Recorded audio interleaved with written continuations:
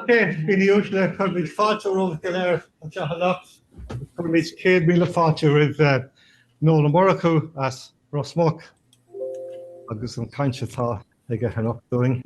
So very welcome, Noel. You're all very welcome tonight on this chilly night. Hello, Tim. How are you doing? You've come a long distance. Great, sit down. I'd like to welcome Noel O'Murphy from Rosmuc, who's going to speak to us on using YDNA for family research. Noel's from Rosmuc, agus is Cainteoir Gúcha Gaeilge. He spent many years overseas in Boston for 25 years and now back. Works full-time as in a testing lab as a project engineer. Quite involved in genealogy and genealogical work. He administers or co-administers several genealogy groups on Facebook, such as the Annaghdown Heritage Genealogy and Rosmuc Area Genealogy, and several projects on the FTDNA, including Connemara Island, Ireland, the O'Loughlin Surname Project, and the O'Flaherty Surname Project. You must have a few hours for sleeping, I'm sure, in the week. So I'm really looking forward to this talk, and I think you'll come away from it with an amazing sense of what this technology can do. I'm not going to say any more. I'm going to hand it over to the expert here, and off you go. Thank you very much. Thank you. Gromagid Durulum Gavetach me in Annaghdown. Which is in Cacayor. Yeah. Yeah, so she can't get your equity. Yeah, I'm happy to the house all and you should buckle. So welcome. I'm just kidding that I was going to do it in Irish, which I could do, but anyway, we'll proceed in English.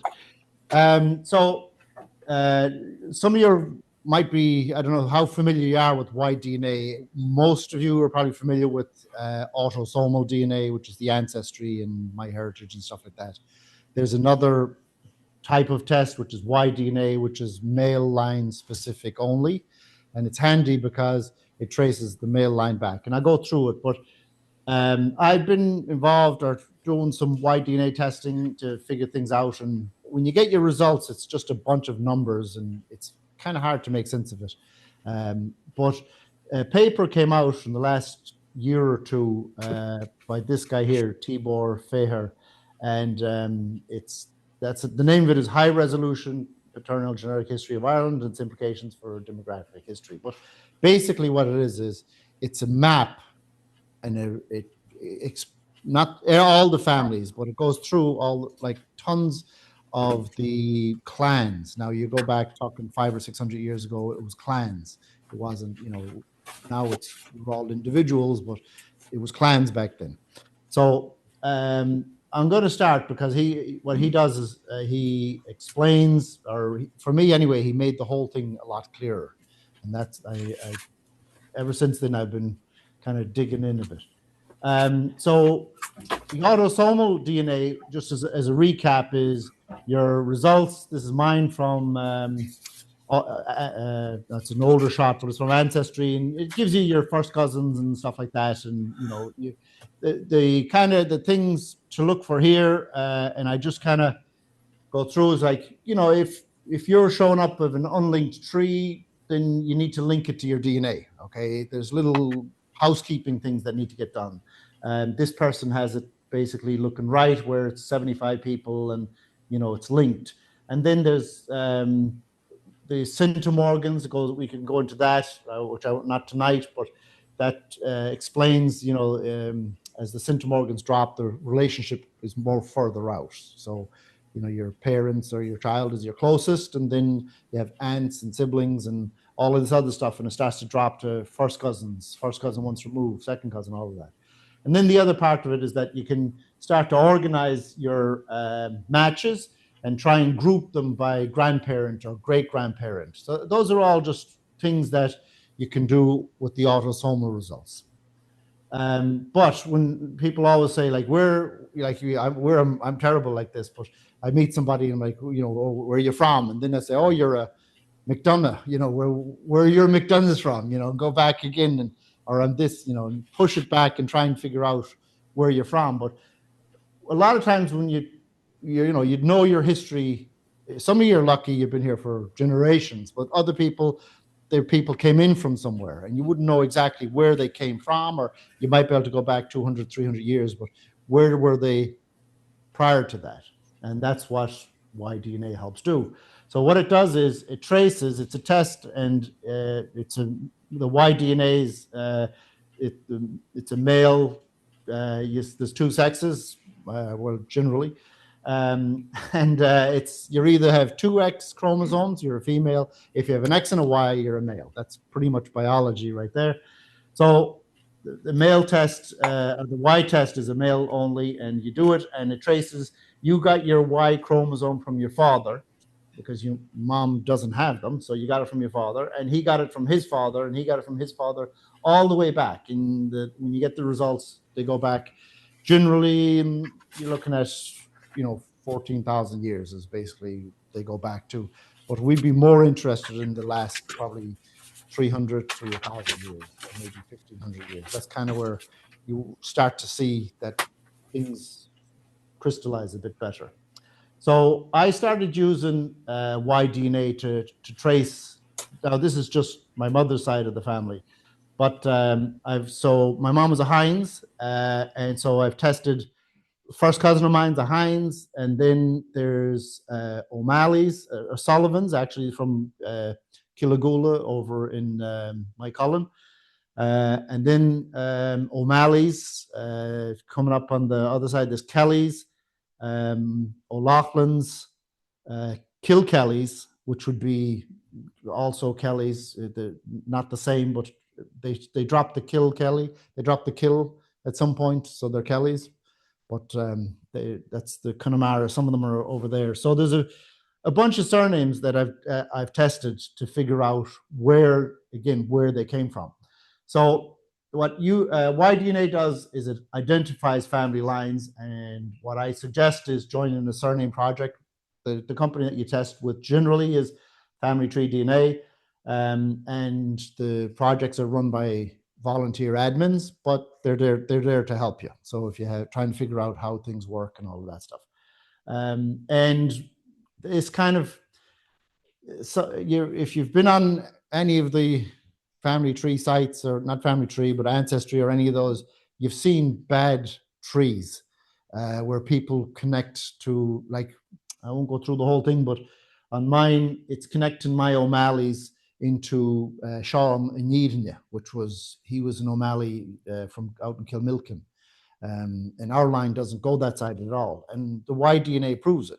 But somebody somewhere connected them to, and Ancestry seems to think that that's who it is, and other people are copying it into the trees, and it's a mess. Anyway, that's a bit of a rant. So the idea is, I suggest do your own research. Now, this is one of the charts from the paper, and I think it is probably the best chart. It's figure 10 in the paper, but it should be figure 1, because it should be the one you go to as soon as you start reading it. This is where you need to go to.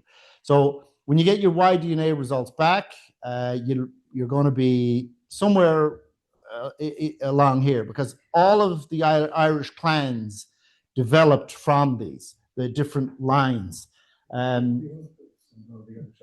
Well, I don't want to be standing in front of the screen either, but this is just an example of Manions. So there's Manions that come from this line here, which would be generally what they refer to as Nile of the Nine Hostages line.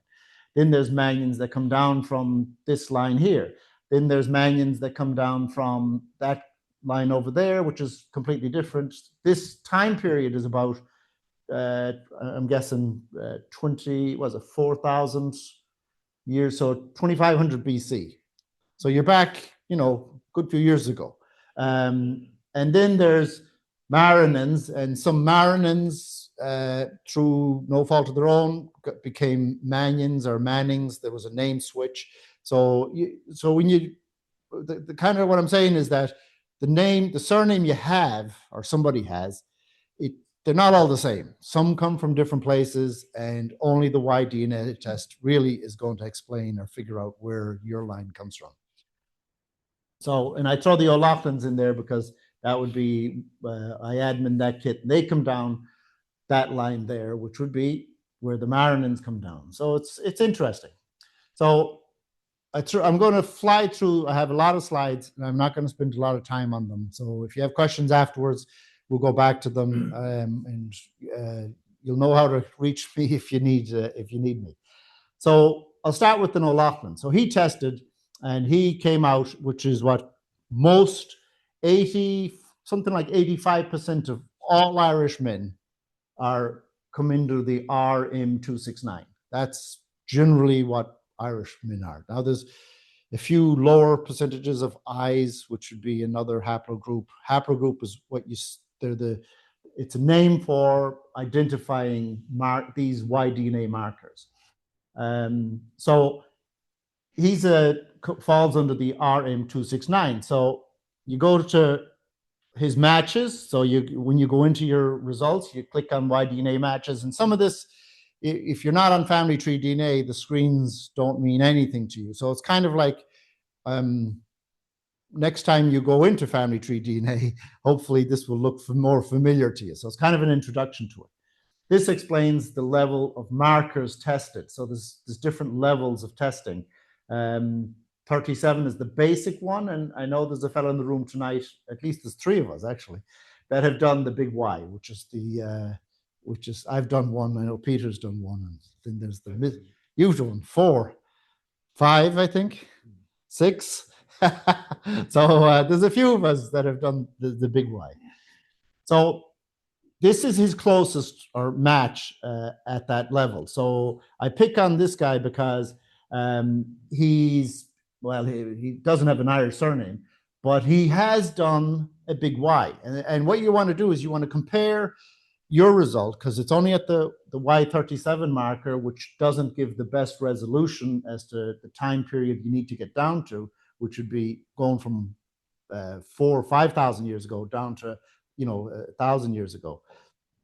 But this guy, has done a big Y. Now he's got a YDNA marker. It's what the green one is there, and he's Swedish, as it turns out. So it's interesting. It isn't always Irish people you come across. So the next thing is that there's a thing on there called genetic steps, and that relates to this little calendar up here. So you click on the calendar, and at the Y37 level, 2 genetic steps, they're saying that there was roughly a common ancestor around 1650. Now there's at the Y37 mark, it can go all the way back to 1200. Probably not in the 1800s. So it's probably pre-1650 would be my first guess. Now I've got looked at the results, so I kind of have an inkling of what it is. So it gives you an idea, though, of the time periods where those people are related. So there's a screen on FTDNA called the Discover Haplogroup Reports, and that's the one that I go to over and over again.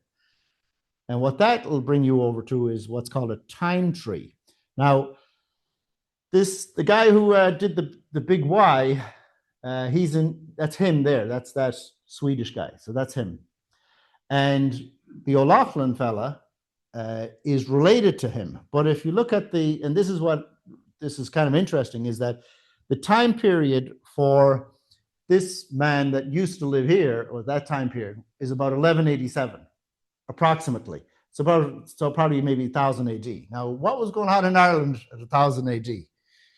We had some visitors, and one of their main trading commodities was slaves. That's what the monasteries you couldn't get them all the time, but you could get a lot of slaves. So I might be guessing that all of these Swedish people would be descendants of, look at that time period right around there. It's about 1000 AD, roughly, right in the time period of when that man lived. So it's looking like that. Now he's the man we tested. Obviously, he's Irish, but all of these Swedish people are actually of Irish descent. Now, through no fault of their own, they just happen to be displaced. So we'll go on, and this is back to it again. So I want to tie in some different numbers, but This is the result of the R269. So it's 4,500 BC. So it's actually 6,000 years ago. That little red box is the ancestral path. That now becomes important for understanding. And I know there's a lot in here, but I just want to, you'll see it and you'll become more familiar with it. This is what it looks like for somebody who's done a big Y. So what this is showing is in the bottom left, number 12 is that RM222. And the big Y result brings that fella, his genetic YDNA marker is set right now around 450 AD. And this is the fella from Sweden that we're looking at. So if we look at this chart again, we go back to it, this RM222, now you drop the R up because it's repetitive, but the RM222 is right on this chart here for the one that we T-bores. And the reason that's important is because this line became very important in Irish history. And you start off there with the 222 and you work up. So you're heading up these lines. Those numbers, you'll start to see them on this here. And for those of us who paid attention to or were interested in history when we were sitting in those classes, you start to see names of people. So that's what I like about this, this graphics, your man's chart, and the numbers over there on the left, because where YDNA comes into its own is where it overlaps with history. And I know we're all in heritage and genealogy, so we all have an interest in history. I would hope. Anyway, I think it's kind of that's one of the things we like. So you start coming through the lines here, and it goes back to about 100 AD. That number there, the purple one, corresponds to this Fiachra. Now you, Tim, know Fiachra, and I would too, because Fiachra became Iachra, as in Iachra Ein. The Hineses, that would be down in South Galway. And there's another Fiachra too, isn't there? What's the other one? They were the northern ones. There's a few of them. Yeah. Different parts of Mayo. Yeah, so they spread out, but that lineage became very important. And then again, we'll go through this just quick. Con Céad Cathach, we've all heard of him, right? In the Con of the 100 Battles. So he comes down there. Another guy, Cormac MacArt, High King of Ireland. So this guy is a descendant of a High King. A lot of us are. And then it goes down to Niall Ní Ngealach, Niall of the Nine Hostages. So these are all people that are historical, you might say. And they all, because the Irish genealogies are so good, they can actually assign haplogroup numbers. Now that means that was the YDNA marker of Fiachra, and this or whoever we go to, Cormac MacArt or Con Céad Cathach, they can actually say, oh, well, those haplogroups, because they change, they mutate at certain rates, and it's fairly consistent. It's roughly once every 88 years or something like that. So it's every roughly 3 generations. So as haplogroups start to change, when you do the big Y, that's when they can go back and they can put time periods on them. And they say, who was alive? Who was the guy who had, 20 kids back then around 400 AD? That must have been Niall of the Nine Hostages, And then they know that, and they can see the descendants, and they've worked it all out. I'm glad I didn't have to do it, but I'm glad that your man did it. The T-bore. What's that? You know how they prove that this is true? How do they prove it? Yeah. Are you asking, or are you going to tell us?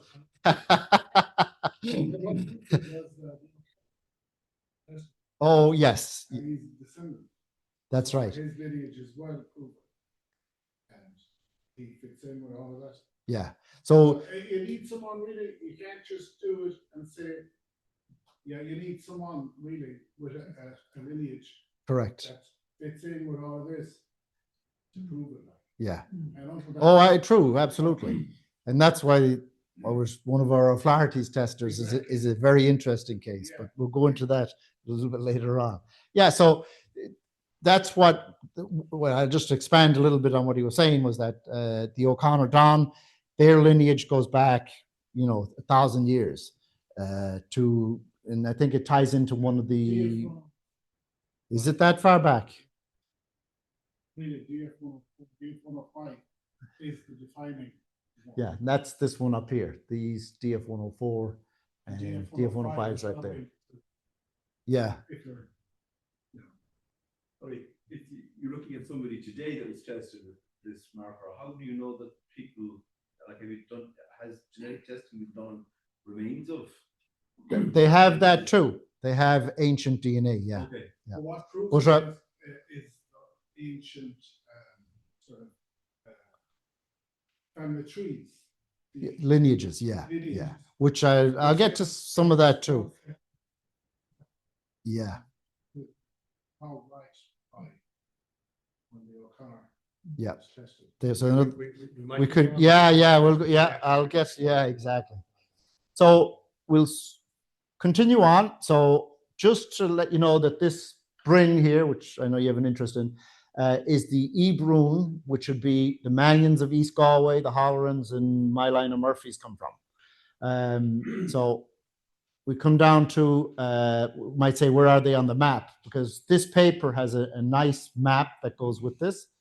And that's it. So it breaks Ireland down into when it was roughly around 500 AD, and it was a list of all the clans. So you've got the, like I was saying, the Ífiachra Ein, and you've got the Corc Cymrua, which would be the O'Loughlin's, and you've got Ibrún Shola, and you have Imania, which would be East Galway, where the Kellys were, the big tribe of Kellys, and all of them. And it goes through northern. It has it's just brilliant, and it breaks down. So when you get the results, somebody's results, and you find their closest big Y, you can usually place them somewhere on there. And that's, to get back to the where do they come from, then that's probably where they came from about 1,500 years ago. So the Íochra Ein would be down here in South Galway, which is pretty much where the Hineses were, and some of the other associated names. Now, I'll pick another O'Loughlin. Now, I admin the O'Loughlin group, so I get to look at the results of the people. So that's why I'm picking on people that I'm familiar with. But what's interesting about this one is that his closest match is a McDonald. Now, he's done the big Y, and he's got a haplogroup. 10 genetic, it's 10 steps at that, and we go to here, to the calendar, roughly 1,200, okay? Now, back to the discover haplogroups, you repeat the process. Come over here to the ancestral path, and we put in that haplogroup for the BY57 there. Starts at DF21, it comes down to the Z3000. And where's the Z3000? It's this red one here, okay, which is Argylla. Now, Argylla would be up in Ulster. So back here again, now it goes down to that FT, and that FT, the 111, that's 900 AD roughly. But see where the star is up there. So you go down through the Z3000. Now, again, there's a family tree for this lineage. So it comes down through the Z3000, down to this one, and MacDonald. That is the MacDonald lineage. So his closest match was a MacDonald. Somehow there was a surname switch in the last 1,000 years, and they became O'Loughlin's. So that's what I'm saying, is that not all O'Loughlin's are created equal. Some of them can be, depending on where they're from. So you don't know. Is basically, that's why the YDNA test is so good. And there's the Argylla up in northern Tyrone, up north. O'Loughlin's someone from Scandinavia. It could be, but it was a first name, at least down in Clare. So now I'll look at probably something closer to home. Now, I don't know what everyone's last name is in here, so I know we've got Flaherty's and Higginses, Manions, and a few other Monhans and a few other last names but some I don't know most of ye, okay? So it's Mannion now would be East Galway, generally, okay? That would be the homes there. So we'll take a look at, this fella has done a test, and we go back to the ancestral path. That number, that R number there, is up there on the ancestral path, and it starts at the RM222, which we're kind of becoming familiar with because it's the Connaughta, which is where the Nile of the Nine Hostages come down. So it comes down to that RA 18726, which is that Brion, which is the Brion of the Ibrun Trola, which would be, again, East Galway. So that's where the Manions descend from. Now, he's got, not only is there a map coming all the way down to this, there's a separate one that deals with the Ibrium one. So it can even give you better refinement. So that orange box there starts at the top, and then it goes down to the next one, which is right to here. So the Manions from this guy that's tested come from the same line that the Hollorans come from, and the McDermotts from, which would, you know, the Hollorans would have been big right in Galway City. That was there, right around Galway City was where they ruled.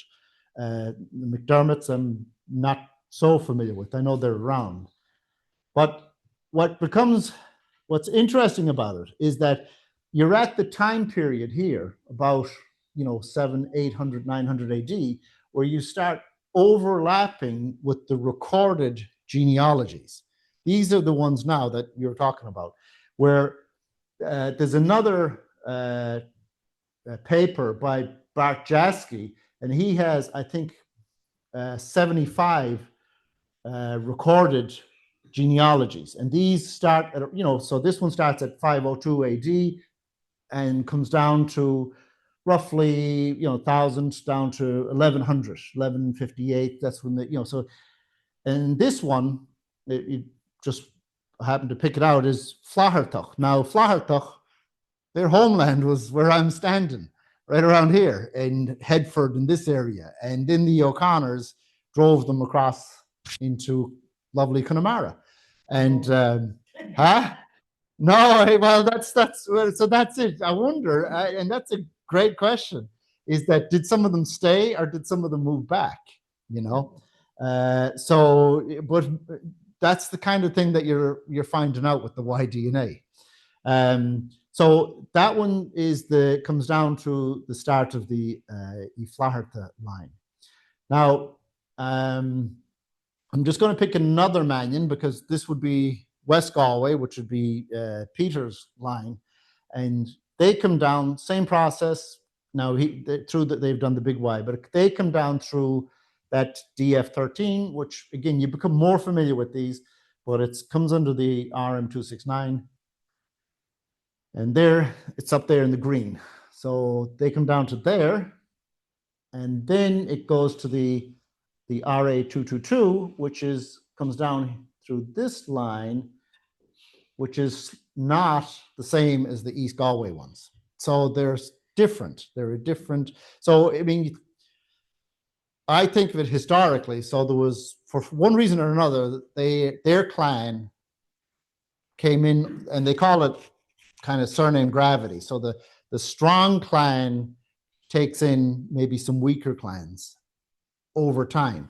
Now, the weaker clans are never going to become chieftains because you have to be related to the chieftain who's there. They only elected their own. You know what I'm saying?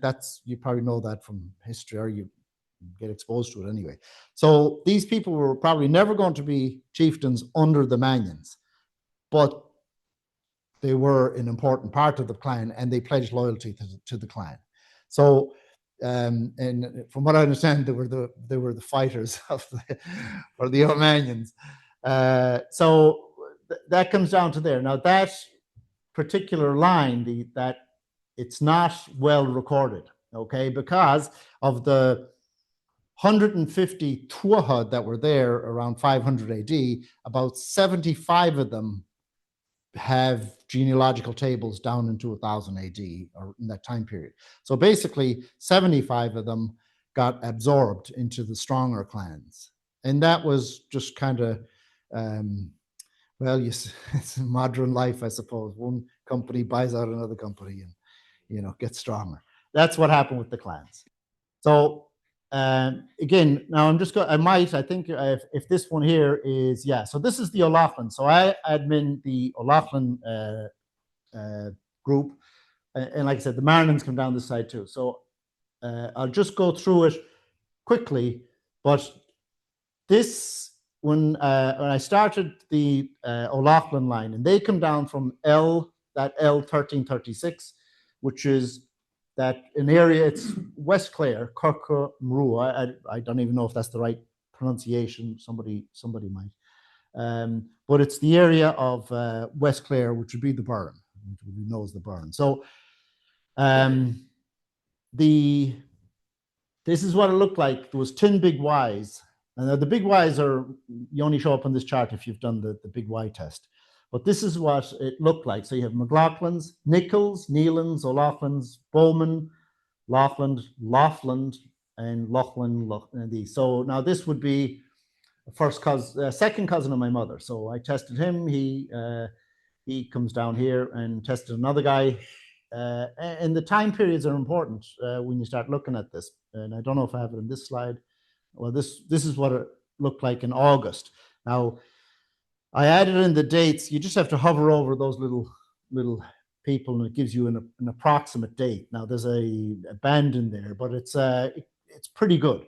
So what it shows is, let's see, yeah. So the time period where there was a lot of, I'll call it displacement, is between 16 and 1700, okay? Because that's when you have people getting, like this Bowman, he knows that his going back to this Anderson Bowman, well, he was an orphan. So his father, that Anderson Bowman's father or grandfather, was an O'Loughlin. But he became an orphan. They raised him in the Bowman family, raised him, and his last name became a Bowman. Now, you've got other Laughlins. This guy, they can trace their line back to 1644, Dorman. Now, it was Laughlin, but over the first and second generation in America, back in the 1700s, it's changed from, you know, you can imagine an Irish accent, Laughlin or something like that. It's became Laughlin. And all the Laughlins, he's traced, this guy's done a lot of them. There's a lot of them, but they all go back to that one guy who came over. And then you see, like I'll say the more recent, as in this line here, this is Connemara, okay? That's out in Lettermore. That's where these O'Loughlins would be from. But what happened, what I'm getting at is that, again, history, when we had the plantations, the displacements in the 1600s, early 1600s, the Cromwell came over for a few years or short period of time in 1650s, and then you had the Williamite Wars in 1689, 1991, all that. So huge displacement. There was people thrown off the land, and people moved to better areas to, because they didn't have any land, and they became poor basically if they stayed around. So they moved, they went elsewhere. But it's showing that you've got huge displacement during that time period. And these people are Nicholses. So they all descend from Nichols. Now, how that surname switch happened, I don't know. But it's, thankfully they've done the big Ys. And there's one of them who's actually trying to get more of them to do it, because the more refinement there is, the better they'll be able to tell when they had the common ancestor. So this is what it looks like now. So I've gotten a few more testers, and there's now 4 families in Connemara that all descend from this guy here, who had a son basically, and my line decided to descend from that. But what someone told me from across over in Mycullen, and maybe you guys can verify it, but this is what I was told, is that when landlords were moving people around, they didn't move like one family from, say, from Annaghdown over to Mycullen. They'd move two families. They'd be related, brothers, first cousins, something like that. Because if you put two families or possibly three families, you know, come harvest time and they have to plow, they can borrow each other's tools. They might be moving into an area where they're not welcome and they need to support each other for the first generation or so. So you had basically either, now most likely this guy didn't come by himself. What I'm saying is that one son came and then maybe these two, so there might have been two brothers and a first cousin. The YDNA isn't that specific. They might have been all first cousins. They could have been first cousins and second cousins. But what it does show is that when the time period when they came to Connemara, and I'd be guessing it'd be around 1720, that time period, they were probably, it might have been two families. They came over from Clare, because the next guy here, our next closest match, his people are from Innistymen. And then you've got other people who are from Ballyvaughan and from all Kilfenora, all down there. But interestingly, here's another one. I don't know if I have that. I do, yeah. These people trace their people to St. Kitts in the Caribbean. So it goes to show that the people moved. And so they're very interested. And now I'm in touch with them. And they're, you know, now you've got it's a Caribbean connection. You know, O'Loughlin's over there, and I don't go into too much, but you've seen YouTube videos of people with Irish accents in the Caribbean and stuff like that, and they have all the mannerisms and all that stuff. But that's kind of where it comes from, a lot of that. And then there's a fellow who's McLaughlin. There were McLaughlins in Clare, there still are. Whether that might have been a slight surname change, or maybe there are more of them. I don't know. So we'll come into something more closer to home. I don't know how many Flahertys there are around Annaghdown. Oh, we've got one or two in the audience. Now, the Flahertys are an interesting group, I might say, if I can call you a group, interesting clan, because obviously they were quite famous in West Connemara. You know, the ferocious O'Flahertys and all of that. The tribes of Galway, they weren't too fond of them. But they come down through the RA, and I don't know if I have it there, but it comes down through the Ebring, which would be that one. And I have that circle at that BY18, that broken red circle, because that's kind of an important guy, that guy. Okay, so there we go. So it comes down through this line here, which would be Conneala, which would be the Connollys. Now, I don't know if there's any Connollys around here, but the Connollys and the Flahertys come from the same line. Okay, so, and this is kind of interesting because there's like a line of descendancy. So they would have been, I don't say they are related, and clan-wise, the Flahertys became more powerful. But you can imagine that if there was a battle going on, the Connollys and the Flahertys were standing side by side.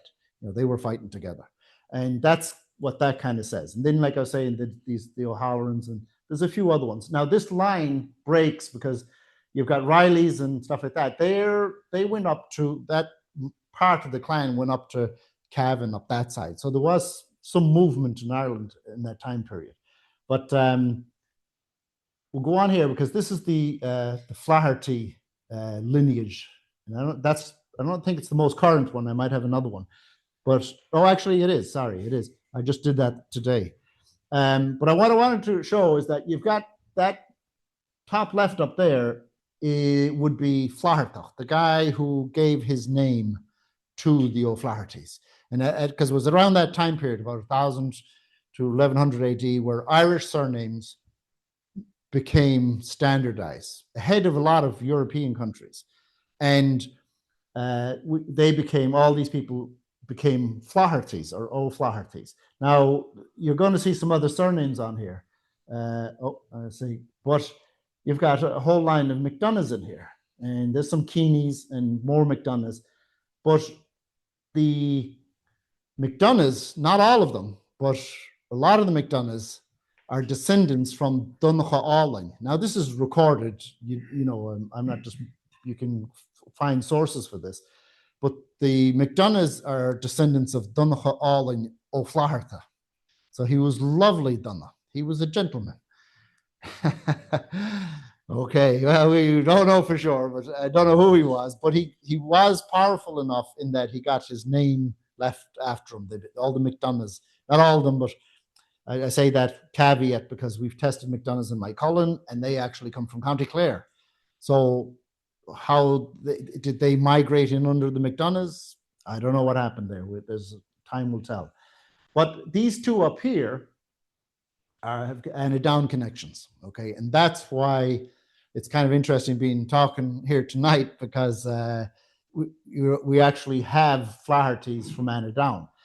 Now, the 1322 is that time period. It would be, and I'll show you on the next slide, would be Rory O'Flaherty, who was the chieftain. And the fella at the 1318 would be Donnacha. That would be, down to the McDonoughs. That would be Donnacha Alling, most likely. I say that because, you have to dig them up and find the stuff like that. But you can see that you've got all these McDonoughs descending from one line and all the Flahertys descending from another line. And then you've got a couple of Clardy. It's not that far from Flaherty. It's right there. Thereabouts as surnames go. And again, it could be an Irish person going to America, and being mistranslated, etc. But the O'Flahertys, and this is got this from a fella over in Oughterard, and it's in one of the books. I don't know if it's the one. Is it? You recognize it? But it has the genealogies, and it goes back. I am going to step in front of it, but it starts with this roughly. Now it doesn't have dates, but it starts roughly, I think, 500 AD, who the king of Connacht, and then it goes. 366. It goes back further. Next one. It goes down through the whole lines, all the way down to Rory of Loch Kyne. Now Loch Kyne that's not too far away, is it? That's in Headford, is it? Yeah, exactly. So it just goes to show that that's where they were. That's where the Flahertys were before the O'Connors came in. And then you've got the other line beside them, which is Donnacha Alling, and who all the McDonoughs come from. Now, the lineage you can see, and it goes through, and I won't go through the whole thing.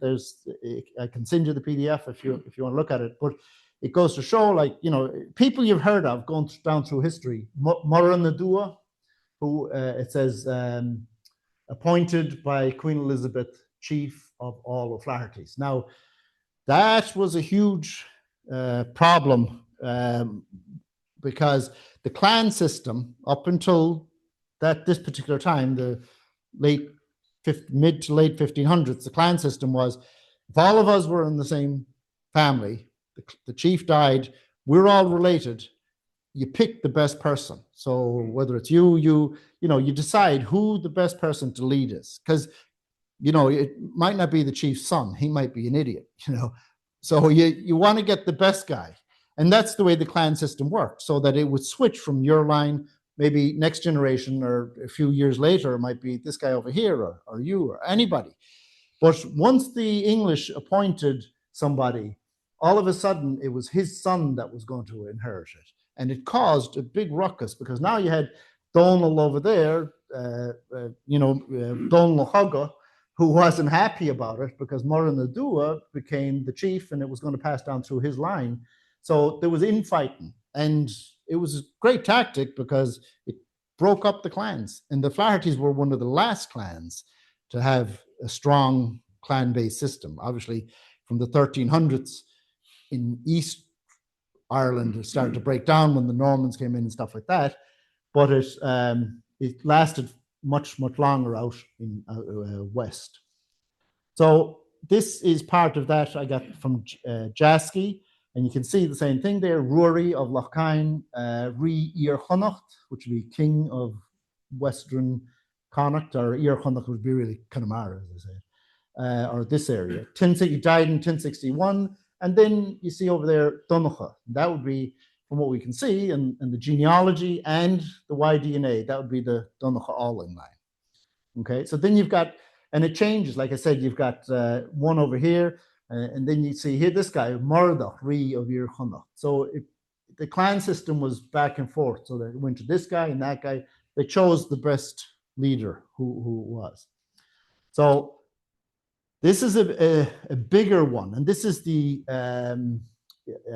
part of the Ibrun Shola group, but it comes down to Clan Morchada, and it goes down to more of them. There's a whole, if you're obviously of that line, you'd be interested in it. If you're not of that line, maybe not so. But way over on the left is that, in that red box is Morcha, who was Lord of Clon Warcha. That's what the CM stands for. So now I haven't got enough Murphys tested, okay? But I think that's where my line comes from. Now again, that's a base, well, I'm not sure, but if I get a few more testers, you'll be able to kind of get more. You'll see from your matches which lines you're coming closest to. So I'll starting to wrap up now. I flew through them, but I wanted to touch on this because when my grandmother was a Kelly, and out in Connemara, there's some Kellys, but not a lot. A lot more Kellys in East Galway. So I'm thinking, what were Kellys from East Galway doing out in Connemara? I don't know. So I tested, some fella had tested a cousin of mine with the family tree DNA, and I talked to him and said, can I upgrade you to the Y? And he said, sure, no problem. Got him the Y test, and did the big Y with them. So they come down this lineage here, it's DF85, which comes down from the M222 all the way down to this guy, Conal Golban. So that line there. And there's another graph for them. So that comes down here, and you come all the way down to this line here. That's where it kind of, you lose track, because his line weren't a recorded line, you might say. So it comes down to here. But all of these people are O'Doherty, McGee's of Tyrone, O'Donnell of Tirchonel. They're all from the north. These aren't East Galway people, not in the least. As a matter of fact, I don't know if I have it here, but I'll mention it. Some of his closest matches are Macaulay's, and the Macaulay's were Gallowglass, a lot of them. The Gallowglasses came down and they fought for Granuaile and other chieftains. So Macaulay, I think it was a surname switch. And so what happened was the Cawley and Cally, the Callies is obviously a lot more familiar name than Macaulay. So it got switched, it kind of morphed into it. So our Kellys out in, the particular ones out in Lough Neagh and Kilkerran and out around Carrow are actually Macaulay's. And and they'd be from, what we can see, they'd be Gallowglasses. What my best guess is that what I know based on the DNA, that they came from Northern Ireland, which would be because the Gallowglasses started recruiting. They were originally from the Scottish out in the Isles, Viking, and then they started recruiting Irish families. And they only, I don't brag a bit, but they only took the biggest and the strongest, because those were the guys who had all the chainmail and the big axes and went out and wreaked havoc when there was a battle. The Gallowglass were fairly, they were like the Navy SEALs of the warriors back then, but at some point when, in the 1580s, 1577, the English came in and they said, if you pledge allegiance to us, this was the whole Queen Elizabeth thing, they said, you don't need to hire, because every chieftain would have a standing kind of Gallowglass army for protection.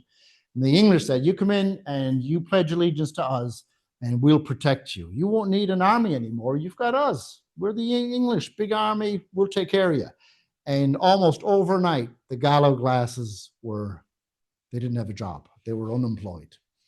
And the chieftain didn't have an army, and he all of a sudden found himself, when there was trouble with the English, he didn't have anybody to turn to, so it was a kind of backfired on them a bit.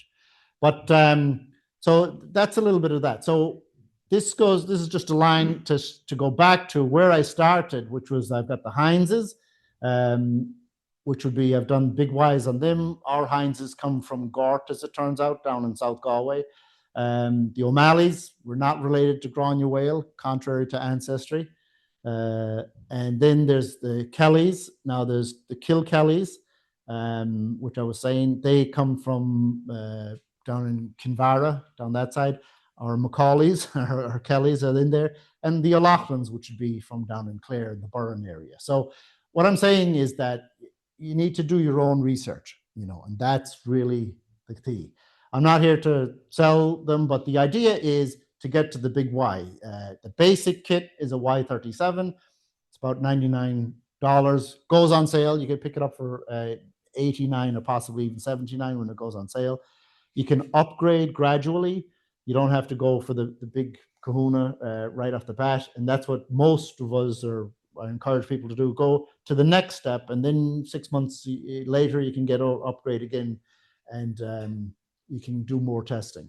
So the idea is to test, contact your matches, and then test others, try and build a picture of who you are. And like I said, develop a story. But that involves tying in history, the history that you know, into the whole genealogy. There you go. That's it.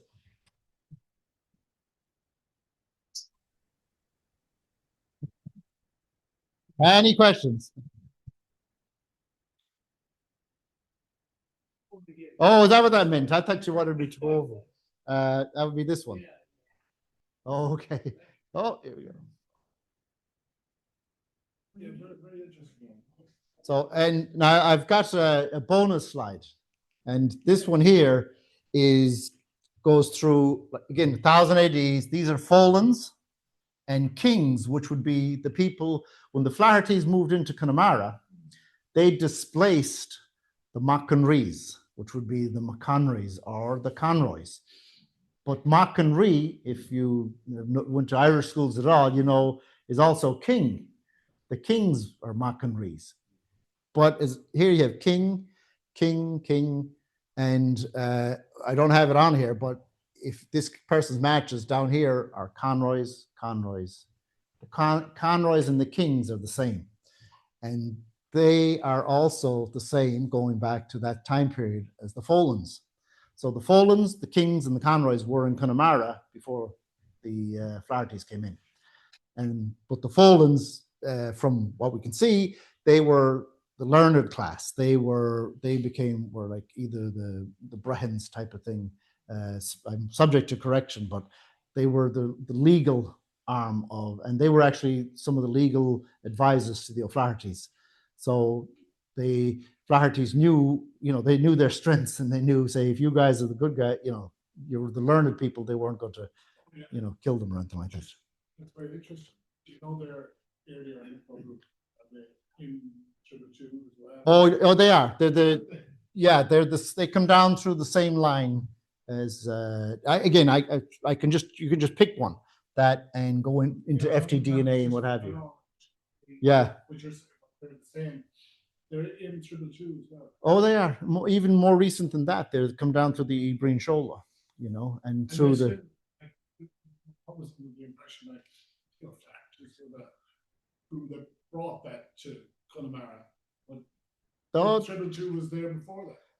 No, they were, yeah, they were, but it was fairly spread out. But the time period between the O'Flahertys, 1000 AD, and the M52s, there's about 600 years in there. So so people had time to migrate, and they were in Connemara before the Flahertys came. Or DF 105, which most of the families are descended from. Yeah, a lot. It's one man. Yeah, I know. But all of these families are descended from, and lived about the year 350. Yeah, that's right. Only men.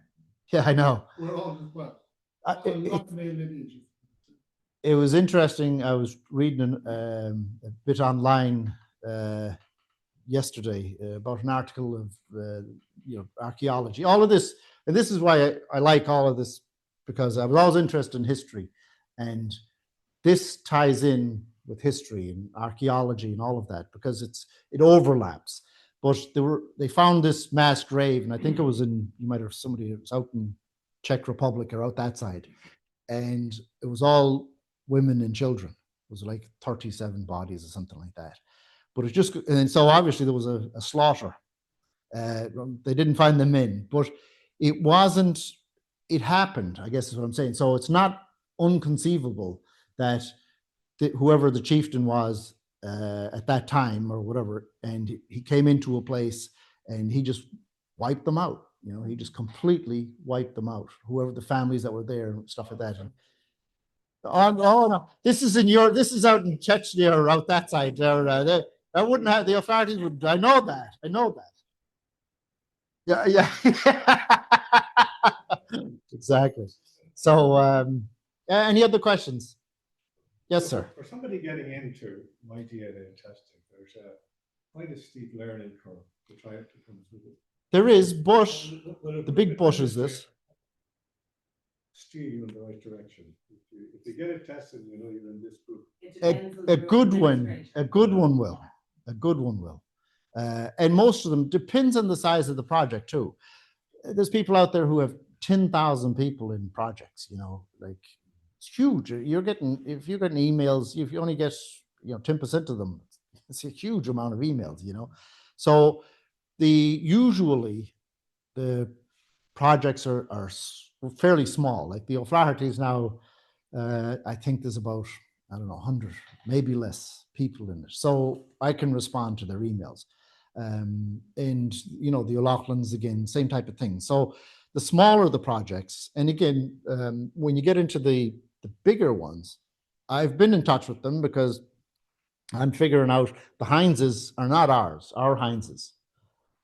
They're eyes. Eyes are completely separate. They were Neolithic. So 6,000 years ago, like my Heinz ancestors were building probably out. You remember that those ring forts out in Wicklow or somewhere they found recently. They found a whole series of them. That would probably be some of my ancestors, But so they're completely different.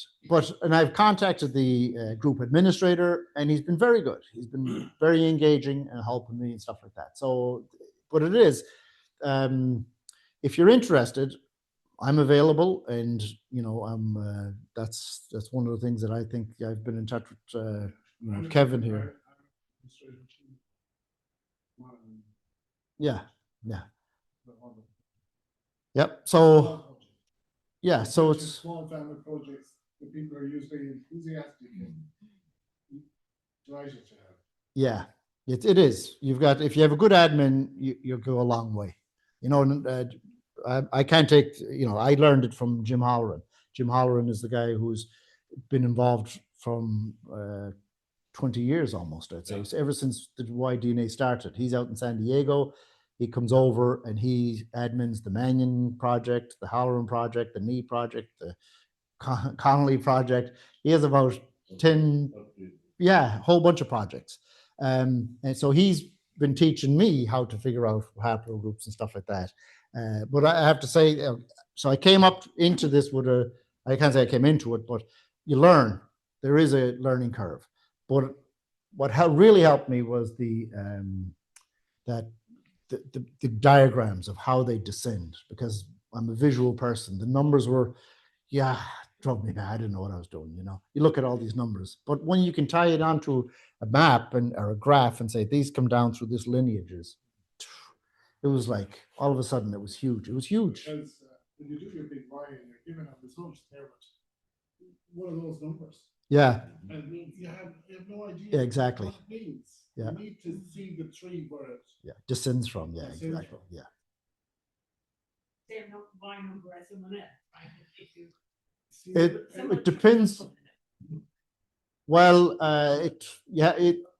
you have to look at the markers that when they, the level of testing, and then figure out when the common ancestor was. Usually, it could be, 500 years, 1,000 years ago. What am I saying? So a higher level of testing is more refinement, and so you have two big Ys.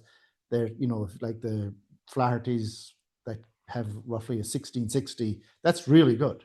In YDNA terms, anything in the last 300 or 400 years is really good. But you can also use it to match up people in the last 5 generations very accurately, even if they've had 100%. a family name change, say an adoption or other Yeah, reason it changed. And you can really say these 2 people are definitely third cousins.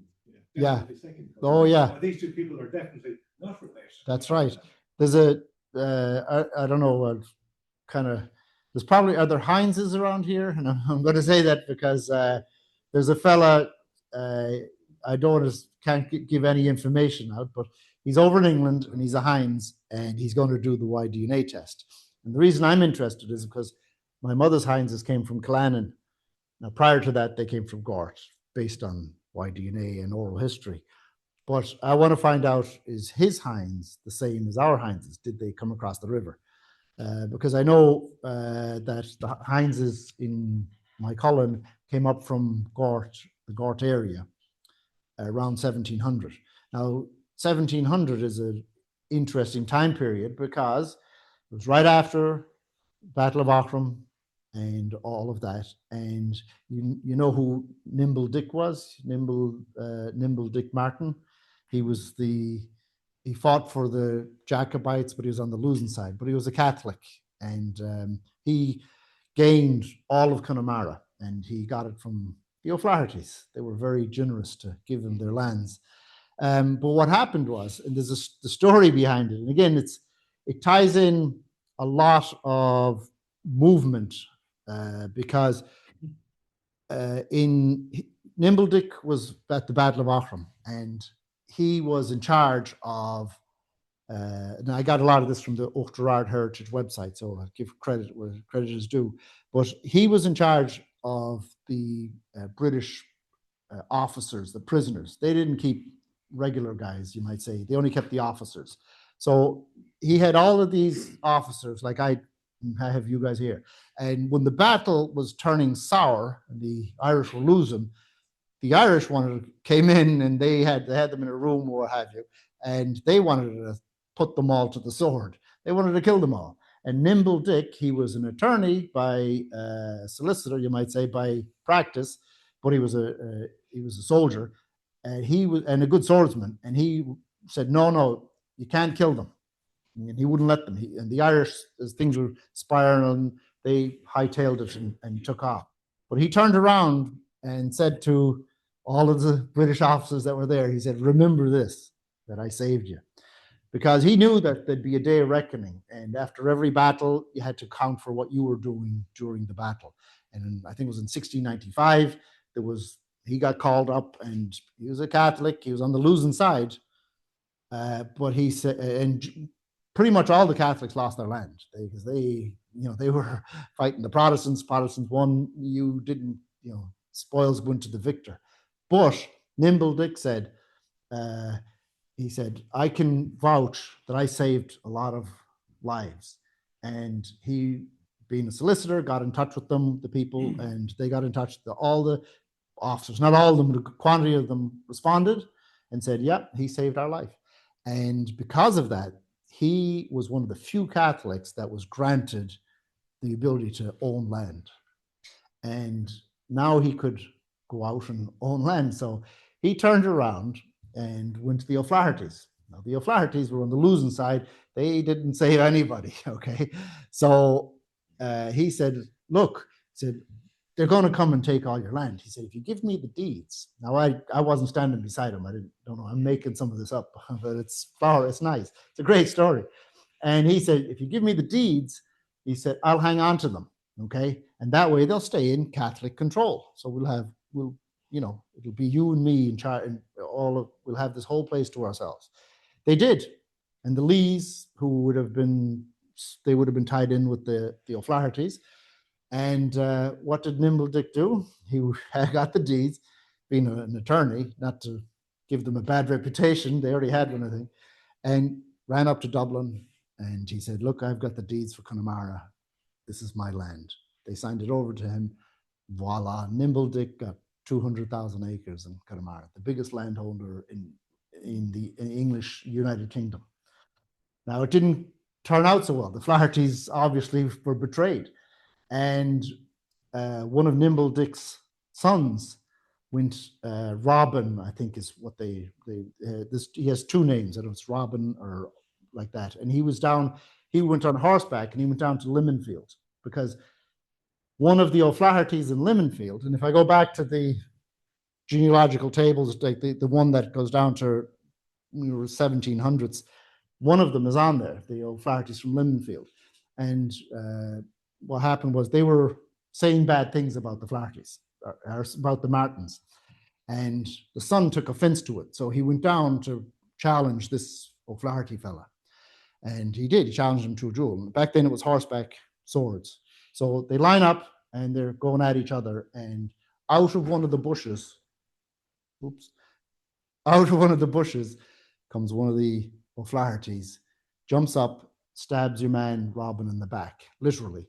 And he was mortally wounded. And he took off, headed back to, I think around Dangan, just outside Galway is where their house was.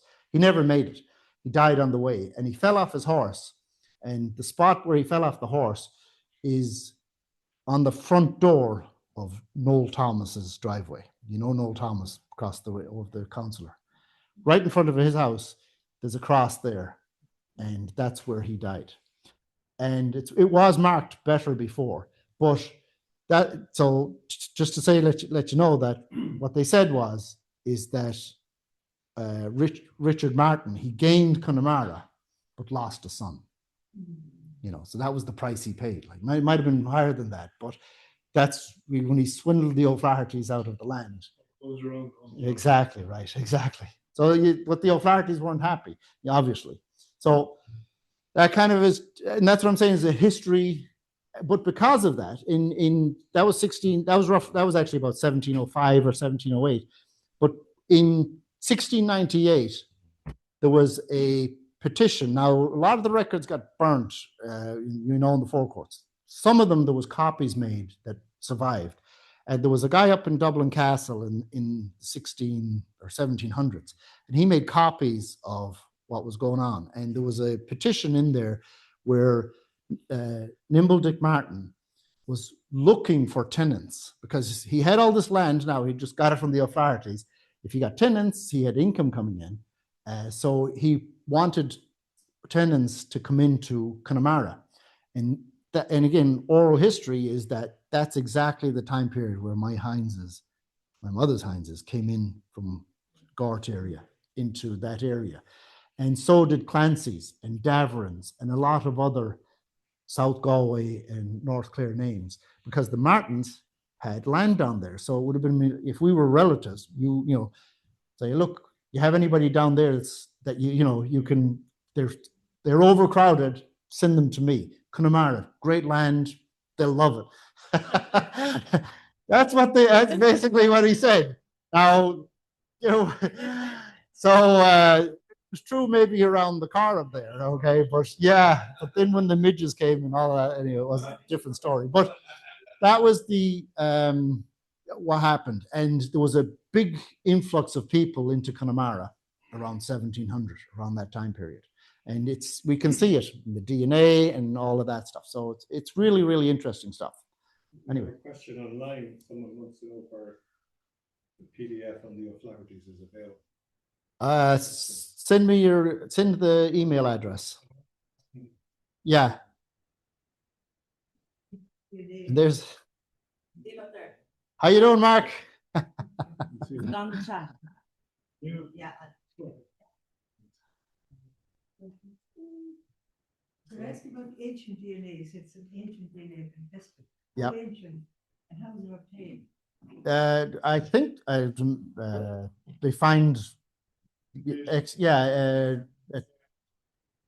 burial mounds or what have you, things like that. Yeah, The whole of the ear there. it's the thickest one. Yeah. Years. They've been able to get for that, there was no point. It was big where it was yellow. No, tested It's Noel Murphy dot omurchu@gmail.com. There you go. The family tree DNA or you were saying to start at the basic one first. Yeah. That's what most people do. Would that make more sense just to get the big Y straight away and Some people do that. get the whole thing? Absolutely. If you have the money, most people, €100 is easier to come by than 300 or 400. It makes, if you have it, Find out from the basic. it will let you know if you are who you think you are. In other words, what's your last name? O'Connell. Okay, so you would know from the list of results, are there many O'Connells there or are there Smith? So in other words, like there's a fella back in Clifton and his last name is O'Malley. And him and another distant cousin of his tested, and they've been O'Malley's for about 400 years. But all of their matches on both sides of them. So in other words, down on this side and up on this side are Joyce's. Okay, he's a Joyce. Okay, they're around 1600, about 400 years ago. Something happened, and at that time period, the O'Malleys and the Joyces were always fighting. They weren't like on the same side. They were always fighting. So it probably wasn't a marriage, if you know what I'm saying. But they carried on the name out, and they were out in Kilmilkin as O'Malley's, but they're genetically they're Joyces.